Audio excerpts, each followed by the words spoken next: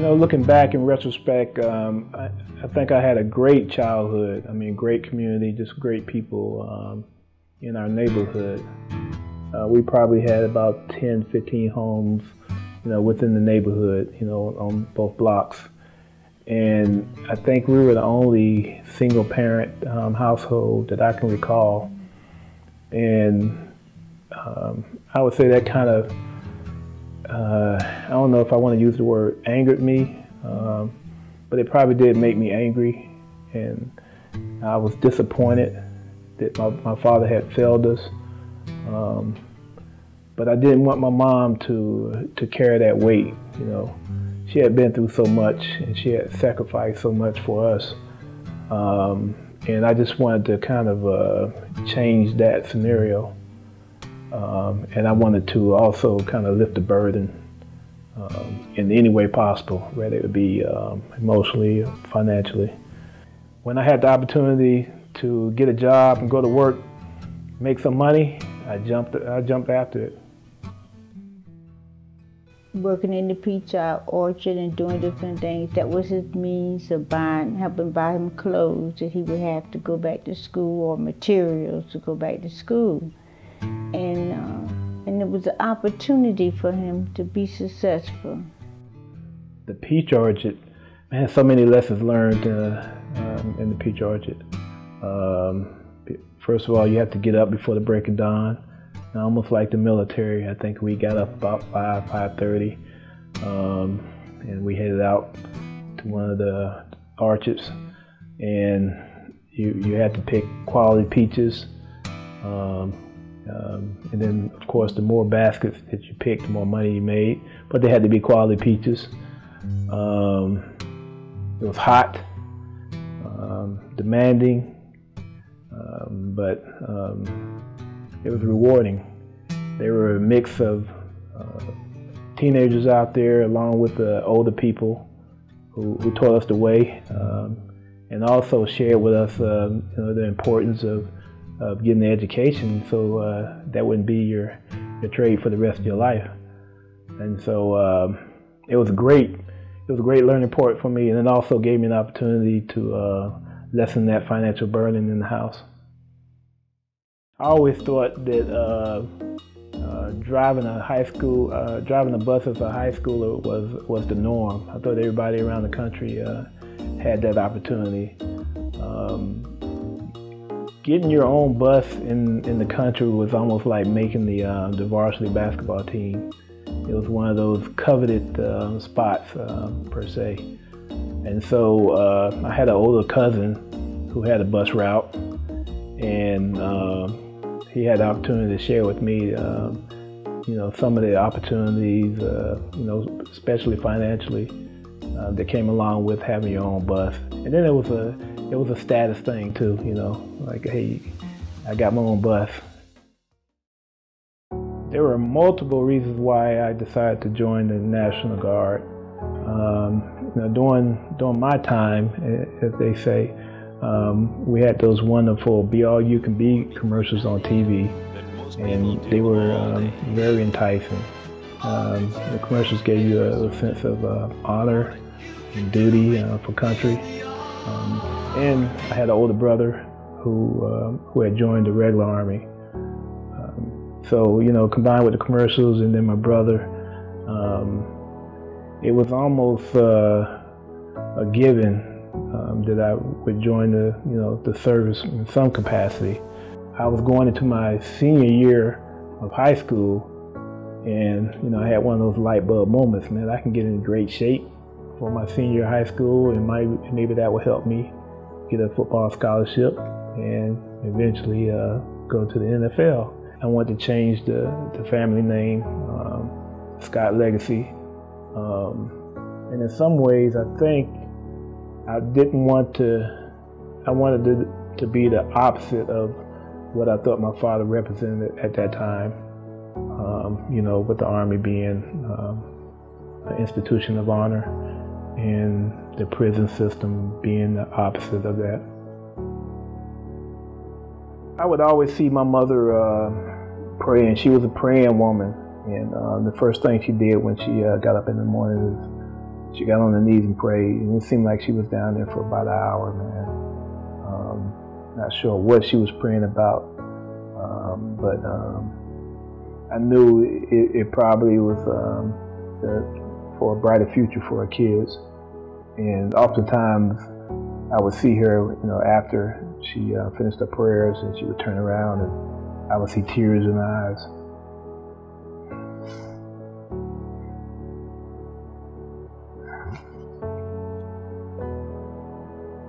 My goal was to change that narrative. Two things: either dry those tears, or turn those tears of sadness into joy. And because I thought I was pretty good in sports, that would be my way out. Just like most kids, you think, football, basketball, or some sport's going to take you out. And my dream, just like most, is hey, buy my mama a house. Secure her financially.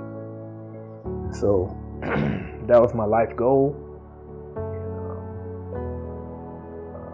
Sports, ironically, wasn't that way out. And so I think that was a blessing and a curse, because then I got the opportunity to focus more on academics. I had a visit from one of the coaches from South Carolina State during my senior year, and I didn't understand college and scholarships and how that whole thing worked. But I thought maybe a visit from one of the coaches would get me a scholarship, and so there was a glimmer of hope that I would play football, at the higher level. And he was a coach from South Carolina State. That's the only college I had in my head, South Carolina State. And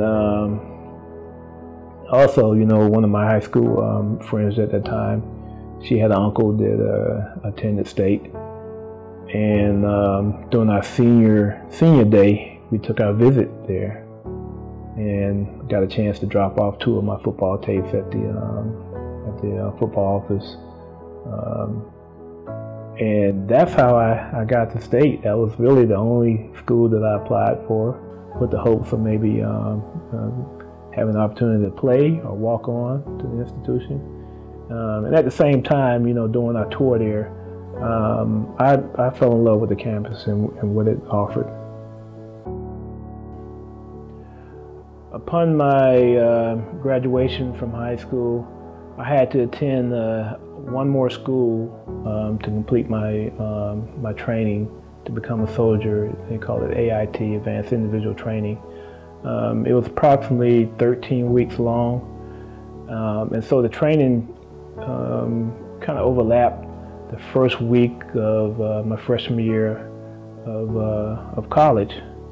But sure enough, I completed training and got on campus, went through my registration, and just had to, immediately jump into like the second week of classes.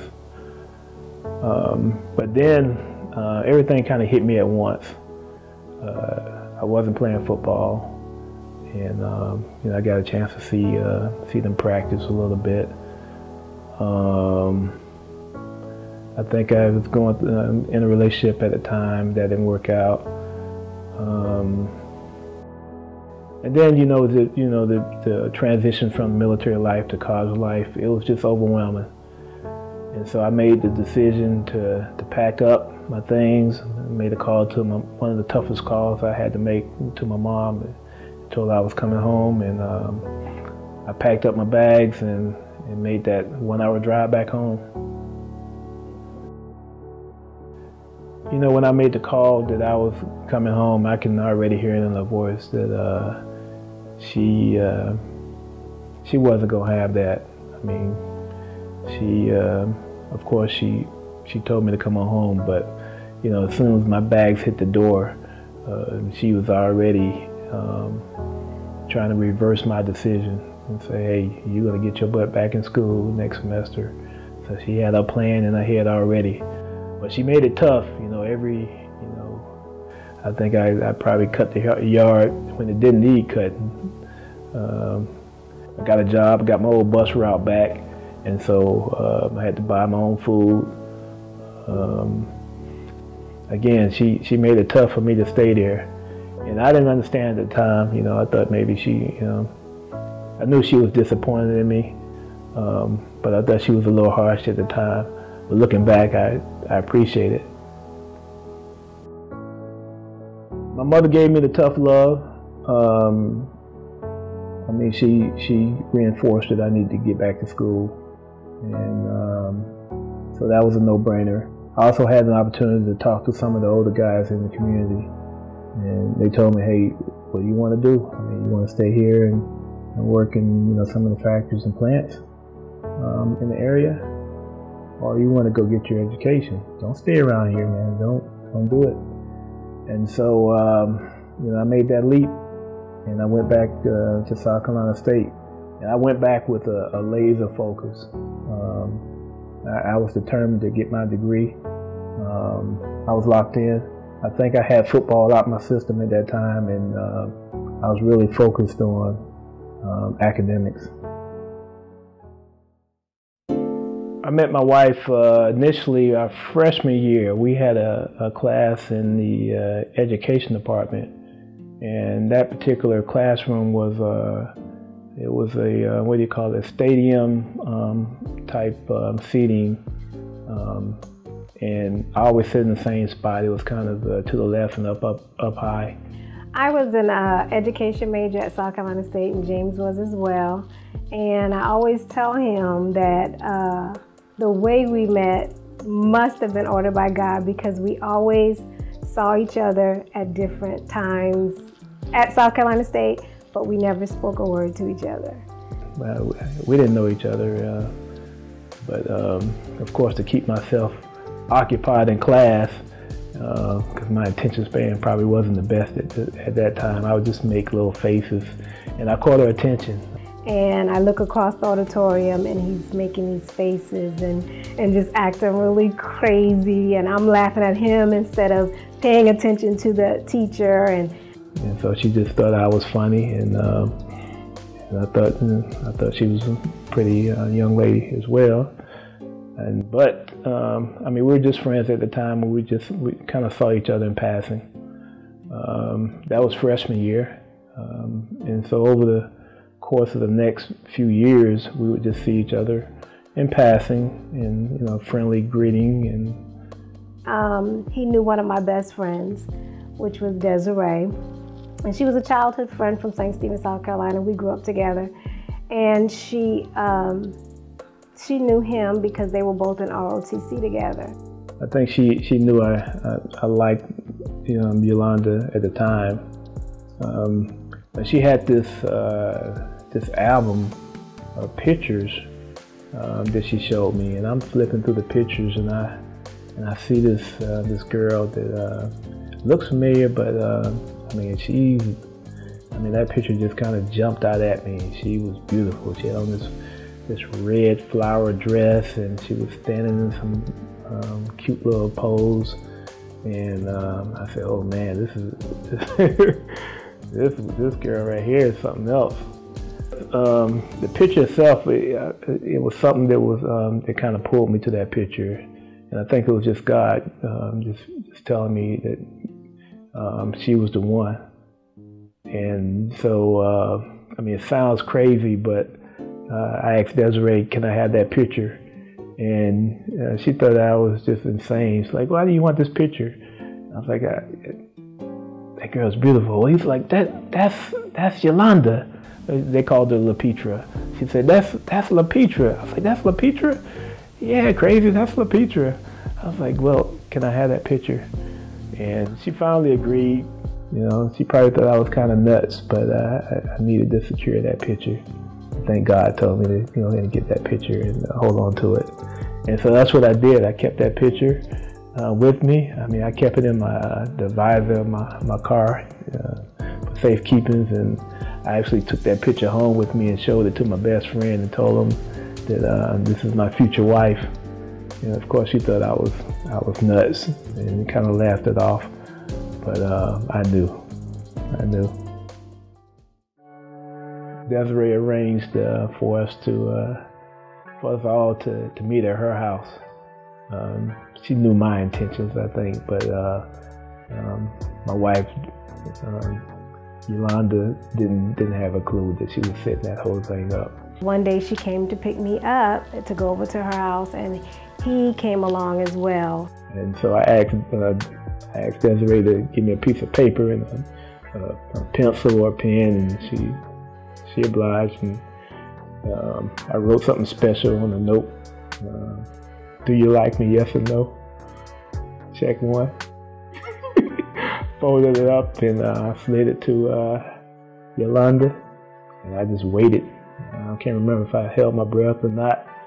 And so I checked yes, and from then on, he came to see me. You know, I was living off the yard then, off campus, and he would come see me, and we just grew together, and on May '94, we graduated together, education majors, and got engaged, and 24 years later, here we are.